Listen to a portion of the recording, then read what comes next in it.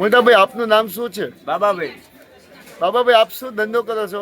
અમે શાક માર્કેટમાં શાકભાજી વેચી છીએ અને અમારો મૂળ ધંધો રાયતા બાબાભાઈ મરચાંનો છે. ગુજરાતના શાક માર્કેટ એપીએમસી ની અંદર કેવી શાકની આવક શિયાળાની ઠંડી પહેલા થઈ છે? અત્યારે શિયાળામાં શાકની ખૂબ જ આવક થઈ ગઈ છે. પહેલા વટાણા 200 રૂપિયા કિલો હતા, અત્યારે ખાલી 80 રૂપિયાના કિલો મળે છે. પહેલા ટમેટા 80 રૂપિયાના કિલો હતા, 100 રૂપિયાના હતા, અત્યારે 60 રૂપિયાના કિલો મળે છે.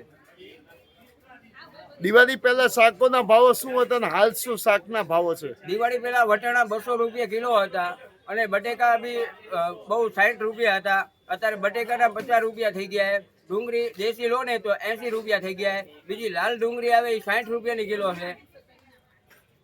ચણા વટાણાના શું ભાવો ચાલે? અત્યારે ચણાના સૌથી ઊંચા છે, 400 રૂપિયા કિલો છે ચણા.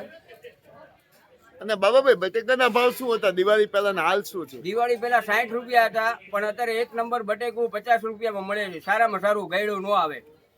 બાબાભાઈ શાક બકાલાના ભાવમાં કેટલા રૂપિયાનો કેટલા ટકાનો ઘટાડો જોવા મળી રહ્યો છે? અત્યારે 50% મેથીમાં ઘટાડો થઈ ગયો છે. પહેલા મેથી 200 રૂપિયાની કિલો મળતી હતી, અત્યારે રીંગણ બી સસ્તા થઈ ગયા છે. પણ માર્કેટની અંદર આવે એટલે વસ્તુ સારી મળે અને બહાર જાવ ને તો બધું વસ્તુ સડેલી ને એવી બધી મળે. બાબાભાઈ ઉપરથી શાકની આવક હાલ કેવી છે? ઉપરથી આવક ખૂબ છે, પણ અમુક વસ્તુમાં થોડોક ભાવ છે, પણ એ ધીરે ધીરે રાબેતા મુજબ થઈ જવાનો.